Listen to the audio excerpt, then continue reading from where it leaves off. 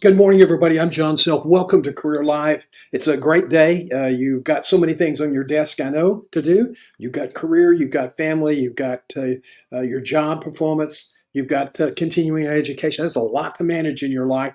And what we want to do today is provide you 30 minutes of information to help you with your career and give you insight so that you can grow and prosper.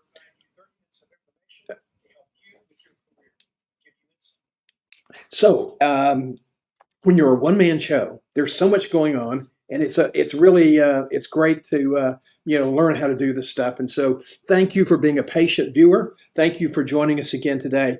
Replays will be available later this afternoon on YouTube and on LinkedIn and Facebook. Today, we're going to talk about something that I think is pretty important. We're going to start off by talking about the non-compete clause. Now, this is an increasingly thorny issue for physicians and regulators. Now, this is not a proposal that covers just physicians. This goes across all sectors in the economy. There is a lot of opposition to it, and there is a lot of support for this. So let's get busy and talk about where we stand with eliminating the non-compete clause in employment agreements. Now, first of all, about 20% of the workers in the U.S. are bound by non-disclosure agreements. We call them NCAs. 98 of private employers require managers and executives to have an NCA. And that's just if you leave here and go across town, you can't, or go within a certain area, you can't take your customers with you. It covers all phases of the economy: barbers, doctors, scientists, salespeople, you name it, it covers it. In healthcare, 45% of all the primary care physicians in the U.S., the gateway physicians, have a non-compete clause. And that essentially keeps them in that community. Once they build a relationship with their patients, once they build a practice, it would have to be a terribly onerous situation to get them to move. And so once they get an NCA, the hospital or the employer doesn't really, they can be kind of punitive if they want to, because the physicians are essentially trapped. A survey of 4,800 physicians, 87% of those surveyed oppose NCAs. The FTC announced proposed rulemaking in January of 2023. They hope to have a rule and they now hope to have a rule they wanted to have a rule in April of 2023. They had over 27,000 comments on this rule and a lot of opposition. They now hope to announce the rule in April of 2024.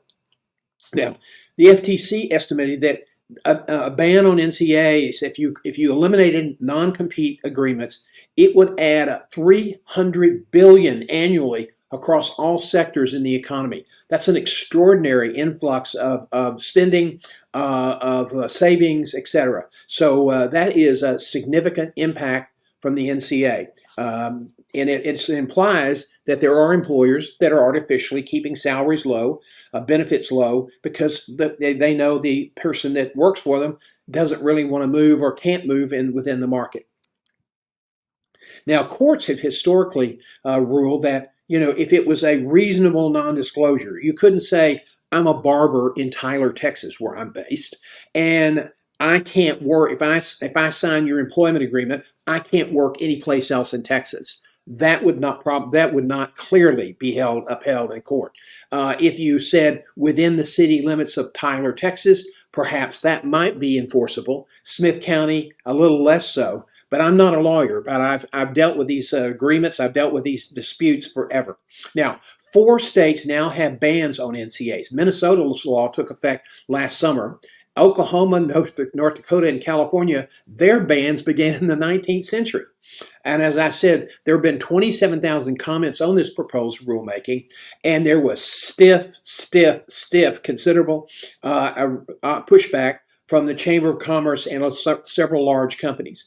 Now, there is the issue of stealing customers, and you can understand how employers would feel about that. But the bigger issue appears to be trade secrets, and my sense is there's a way to protect trade secrets in a way that would be more punitive for the act of stealing something that you're not supposed to take.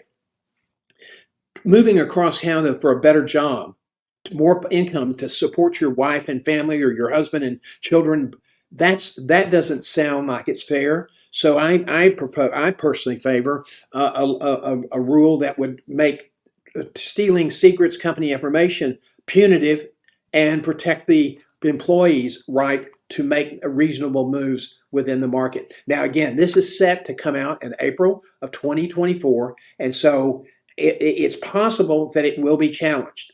It is possible that the Chamber of Commerce or some other large organization will seek an injunction and for court action. That's not uncommon with the FTC. You notice recently the Supreme Court took up a case in which the EPA was making rules that Congress had not specifically authorized in the legislation. Well, the truth is Congress writes very generic bills because it's impossible to get anything passed through the House, and then they just kick it to the legislators. That's not the way it's supposed to work, but it's the way it's evolved in this country with the great, incredible partisan upheaval as we're seeing today in Washington. So a challenge is possible. What does that mean? Well, in the Supreme Court ruling and the Supreme Court's anticipated ruling, you had something called major questions doctrine. And that would basically say, look, the FTC is going to have to seek congressional authorization on this non-compete clause because Congress did not specifically permit the agency to write such a rule on that issue. Now, if you started enforcing that sort of concept, there are most of the rule making in the United States would probably get undone. Rules that in many cases protect workers, protect the public. But this is where we stand now. We hope to have a rule announced in April, and we probably will see some litigation to either rein it in or to block it altogether. Again, I favor this. I've been in healthcare 42 years. I have seen the increased use of NCAs, and I have seen it used as a punitive tool. And so if they don't allow the abolition of NCAs, they're going to have to go back and put some limitations on what employers can and cannot do. There have been some really bad abuses, and there have been some people who've really been disadvantaged by this. And what we want to do is have a free economy that prospers with people being able to make a choice of where they wanted to work. Hey, employer, if you got somebody over here that you need to take care of, then take care of them.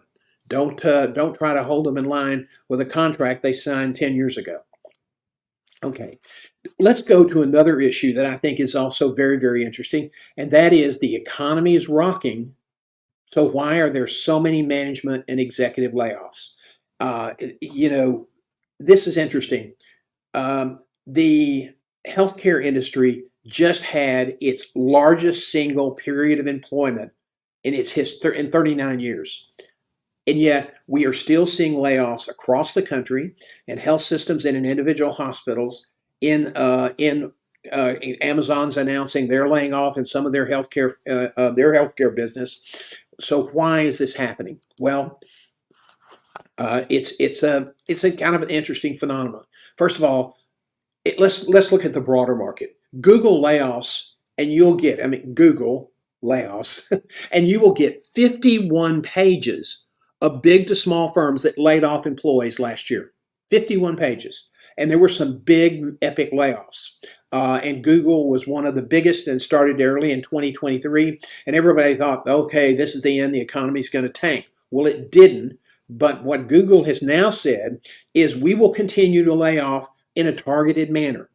Why? Because we now realize that our business, ad growth, etc., is not going to be as robust as it has been in the past. And therefore, we will now control our margins and control investment for our priorities by adjusting our headcount. So you will see a lot of targeted layoffs, 400, 500, 1,000. I doubt you'll see 20,000 or 15,000 people being laid off, but in some companies that's possible if there's an imminent financial crisis. UPS just announced a week ago they were laying off 12,000 people because of a decline in their business. Most of the people being laid off were not part of the new union contract. Yeah, I would hasten to add, but what's happening is we have less spending in some areas, and the logistics companies like FedEx and UPS are adjusting their headcounts, and that includes furloughing pilots. And so there are a lot of for the airlines, that's good news because they're struggling to find experienced pilots, and they will be able to take advantage of the pilot furloughs or pilot layoffs. And that has already happened very quietly, but FedEx and UPS have both laid off. What's happening here is that corporations are hedging their Wall Street and commercial bank bets. The economic KPIs are strong. Key performance indicators are strong, not across the board, but in certain areas. But the outlook is uncertain because there are still some key issues that are very, very troubling. The debt being one, commercial real estate being another huge, huge issue. We saw another, quote, regional bank experience a major meltdown this week. And there will be consequences from that, and they simply they got into trouble because suddenly they realized that the value of their commercial real estate portfolio was undervalued on their books, and so they increased their reserves to strengthen their balance sheet, and that was a surprise for investors. So anytime investors get surprised, there's excitement. There's all sorts of claims of it's systemic, et cetera. No evidence of that so far, but that's the kind of thing that generates uncertainty in the economy. Now, I have great friends that are far, far brighter on this subject than me. So let me just say I'm going to stop there before I get into the swamp. But I think overall uncertainty is shaping the market, and businesses are going to look at how they manage their resources in order to maintain their margins. Listen, healthcare, in some areas of the company, there's just tons of patients in the ER. Mass General is requesting emergency approval on 97 new beds in a state that has been very, very careful about how many beds are built and how many hospitals are open. But Steward Healthcare, which operates, I think, in 6 or 9 hospitals in Massachusetts, is facing significant financial pressure and is talking about closing some of their hospitals. Mass General said that some of their ER volumes, where patients were housed in the ER, has exceeded their volume in the last 10 years or so, or even longer. So you have these pockets where there is a lot of business. By and large, healthcare is not necessarily a growth business unless there's a pandemic, unless there's a big epidemic. Right now in Texas, for example, in where I live, we have one of the highest flu rates in the United States. That drives volume, but that is not the same thing as driving volume from sales of some new idea or some new gadget or some new technology that's been invented. So businesses, by and large, are realizing that in the future, they can't fund their expansion, they can't fund their innovation by growth alone. They're going to have to be very, very astute managers of their cash-driven assets, their headcount, because that's the biggest expense in a business. Here's what we think is going to happen. And I've talked to a lot of people across the country, and I think it's really a new outlook for management. Operational efficiencies versus growth in revenue will be used to fund priorities, as I just said. And it's going to include lean or flat tables of organization. Emory Health in Atlanta, a highly respected health system, just eliminated all the CEOs positions for their network hospitals. Why? Because they said, we don't want each hospital operating as an independent silo. We want to operate as not as an operating company, but as an integrated health system. So we do not need CEOs in each hospital. I think they had 15 facilities. That's 15 fewer CEO jobs in that market.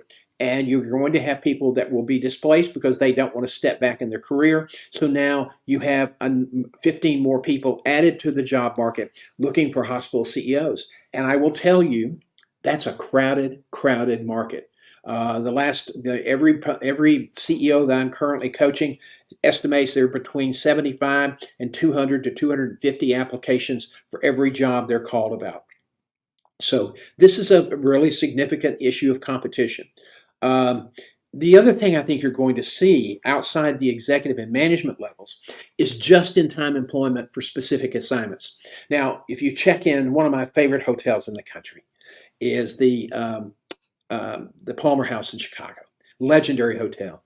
It's old, but it has its character, and the owners, operated by Hilton, have done a great job in maintaining the building and maintaining the comfort of the bedrooms and the quality of their bars and dining rooms. And it's a legendary hotel with an extraordinary history of entertainment, big major events. Hilton and a lot of other hotels don't have a set number of maids that come to work each day. Their staffing is provided on a service basis based on the number of check-ins and check-outs. So on a Sunday, if they know that they have a big meeting coming to town, one of the big ones that I always go to is the American College of Healthcare Executives. There'll be 5,000 to 6,000 or 7,000 people flooding into Chicago. And so they know they're going to have late checkouts and a lot of people coming in. And so they staff up on their housekeepers that day. Those people are paid when they get to the building and then they're paid for the number of rooms they do. And so it is a way for the hotel to manage their expenses more effectively. Moreover, if they're contract, they're not having to pay benefits. And if they're not there every day, if they're using another provider to provide staff, then that cuts the hotel's expense rate down. I think you're going to see some variation of that formula, more sophisticated, I would say, for other businesses going forward. No, will hospitals contract with nurses? That may happen in the future. That absolutely may happen in the future, not right now, because there's a shortage of nurses, and hospitals want to be sure that they're staffed in a way that they can handle the average peak or the average line of business with staffing and quality of care and clinical service. But you can rest assured, the pressures on hospitals for reimbursement will continue downward as the national debt goes up and people worry about Medicare and Medicaid reimbursement. So healthcare is particularly vulnerable to cost pressures, expense pressures. And so they're going to have to look for creative ways to take care of issues in their organization and do it for less money. We all think that we have a building, we have to have an engineer in the building. We have to have X number of people doing this or that. The truth is, if you have a 250-bed community hospital, you probably don't need a full-time PR staff in your building every day. And so what you will have, if something happens, you'll have just-in-time PR, just-in-time marketing, just-in-time digital. Not having it in-house with that expense, you'll contract it out. You will also see contracting out where you will have people who can manage departments, and they don't have to be there all day, so you're not hiring a $125,000 or $150,000 department manager to be there all day to oversee work when that could be done effectively by supervisors. So you're going to see, everybody says, no, that'll never work. I guarantee you it's going to happen. Why? Because organizations are going to have to look at more effective ways to reduce their expense. Is this my idea? Yeah, it is. But there are a lot of other people. I didn't come up with this on my own. But a lot of other people are talking about ways that organizations can reduce their staff, maintain essential functions, provide essential services, provide essential quality, and not have people sitting in their offices all day. You know, you hire somebody, give them a title, put them in an office, and the first thing they start doing is pouring reinforced concrete around the silo. That's just not going to, that's a formula that's not going to work. How this will actually play off, I'm not sure. But we do know that growth in gig hires is increasing versus expanding payroll and benefits. There are a lot of people say things won't change that much. Well, okay, that may be. But then no one predicted a scenario where Midtown Manhattan today would be a virtual ghost town of office towers. You know, the occupancy rate overall and across the business centers in the United States, Chicago, Houston, Dallas, is around 50%.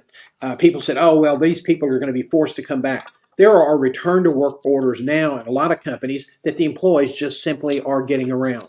They're not doing it. And because some of these people are essential people that are hard to replace, the companies are just kind of turning a blind eye. Some of this come back to work is based on the ego of the executive who has invested heavily with the board in building this new corporate tower, and now people don't want to come to it. And if you live in greater New York and you're working in Midtown Manhattan and you're commuting in from the suburbs, that's a big, big expense in terms of cost of commute, cost of the time. If you're not taking public transportation into the city or driving, you're going to be spending hundreds and hundreds of dollars each month. I mean, big bucks to find a place to park your car. So that's why New York has such an elaborate public transportation system, because of the compact nature of the city. Well, that takes a lot of time. And people are finding that they can have home offices or contract offices and get the work done, come into town when they need to be there, but work from home. Now, when companies start to sort this out, and we get rid of some of the ego issues, and I know there's studies about, hey, come in and we have better creativity. For every study that says that this is essential, I can probably find you 5 that are just as legitimate, probably not produced by the people trying to achieve a certain outcome, that will tell you that you can have effective employment and effective, productive, creative work if you do it right on a remote basis. We're struggling now in some areas because we've never done this before. Okay, and I will tell you, video's here to stay. You're going to have to learn how to get used to it. You're going to have to learn how to be an effective manager. What you don't want to be is like those 2 yahoos from HR that were captured on a viral YouTube firing an employee. And I don't think I've seen 2 more inept people firing someone in my life. Why? They're not good at it. Everybody's just saying, I don't have to worry about that. That's TV. That's silliness. I'm not going to take care of that. You have to deal with it. Things are going to change.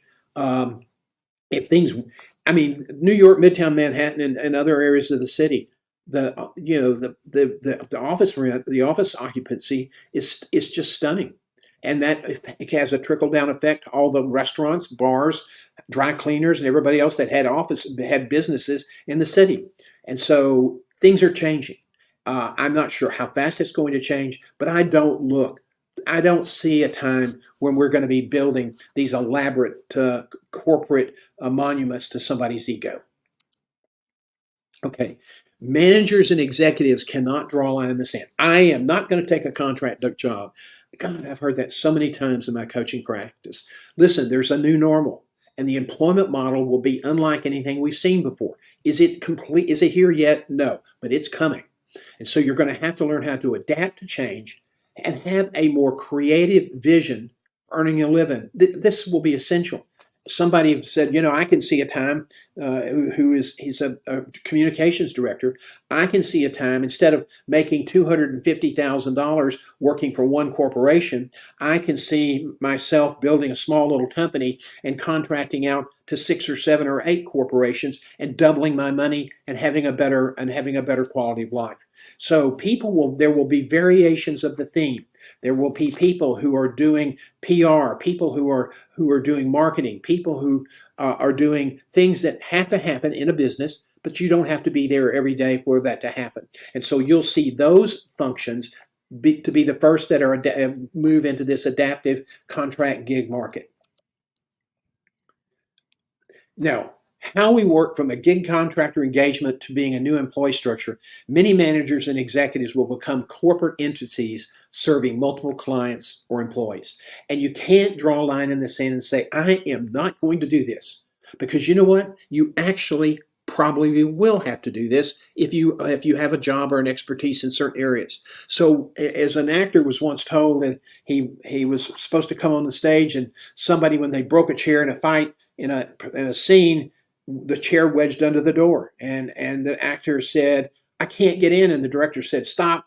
He said, use it. And he said, if it's a drama, slam it out of the way and smash the chair on the floor. If it's a comedy, follow with a chair. Well, kind of a trite sort of example, but there are going to be so many changes. One of the things you must do is you must have an eye open for how you can adapt, how you can get out in front of the wave, and how you can profit and prosper. As I said earlier, commercial real estate is a big-time liability for banks. The glass half empty in a still depopulated New York City towers 50% vacancy rate. Even in my city of 110,000 people in Tyler, Centene, which was a major healthcare managed care provider, and Fresenius, I can't say that word, Fresenius, the medical care, the dialysis company, both sold empty buildings that were fairly new, and they were located on the same block on Earl Campbell Boulevard near my community. And so these buildings were less than 5 years old. These buildings were really beautiful state-of-the-art facilities, and both have been sold. One will become an ambulatory care eye center and clinic, and we don't know what the other one is destined for. But this is two buildings that house support personnel for two major corporations, and now they're not there anymore. Most of the employees don't come to work anymore in those buildings, and they have been sold. So here are the key things to success. First of all, open mind, creative spirit. That's essential. Being first is just so important, and I hope that you will be open to change, be open to take a chance, and be informed and aware. Boy, as I said earlier at the outset, you've got your family, you've got your job, career. You have to stay informed. You have to stay educated about what's happening in the marketplace. If you don't engage at that level, if you don't engage in building networks, you could find yourself in a marginalized situation. You have to have a flexible outlook, and you have to be willing to embrace change. Creative ideas, you've got to be willing to try something new. And, there was a great businessman in Houston. He's a legend, beloved in the community, Mac McInvale. He started out reselling furniture that was, we called them overages, where manufacturers had furniture on the truck that the retailer didn't want. And so McInvale went to all the manufacturers and said, well, if you're in Houston, you have furniture that your retailer does not want to accept from the truck, bring it to me and I'll buy it.